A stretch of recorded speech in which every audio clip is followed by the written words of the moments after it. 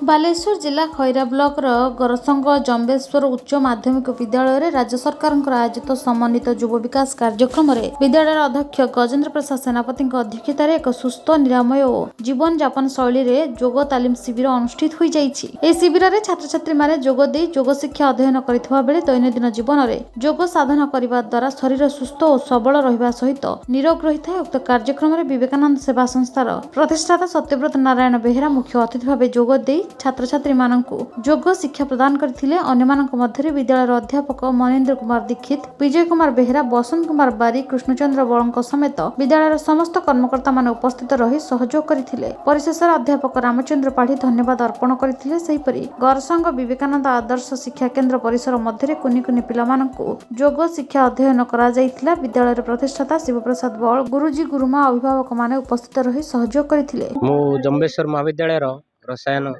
विज्ञान अध्यापक श्रीयुत बसंत कुमार बारिक कहूँ। आमर ये योग शिविर आज अनुष्ठित करा जायछि। मु योग बाबद जदि कहबी गोटे कथा कहबी जे योग द्वारा आमर शरीर सुस्थ रहिबा सहित शरीर निरोग रहिबो एवं योग जो माने रेगुलर करूचंती बा योग निहाती सकाळु माने मॉर्निंग रे करबा निहाती दरकार। एवं योग द्वारा मु भाबुची आमे जो रासायनिक पदार्थ जो व्यवहार करूचंती ड्रग्स बा मेडिसिन से सबू आमर कोनोसी कामरे लागबनी। मेडिसिन बा जो केमिकल्स आम यूज करूचंती मेडिसिन द्वारा रोग प्रतिरोधक शक्ति आम शरीर रे सबुठारु लोप पाउची, जा फल शरीर रे तापरे विभिन्न प्रकार रोग माड़ी बसुची।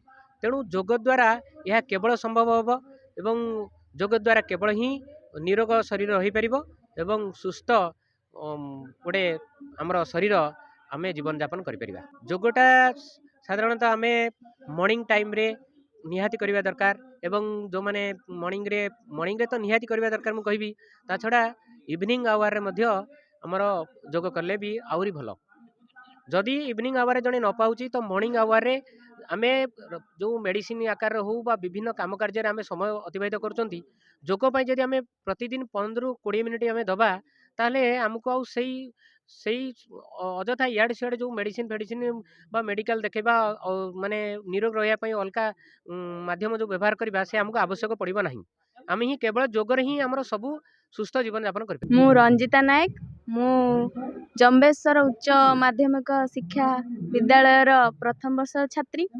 आमर एठारे केबे युग केबे हेई नथला एमिति भाबरे प्रथम थर पई आज हेई परिची।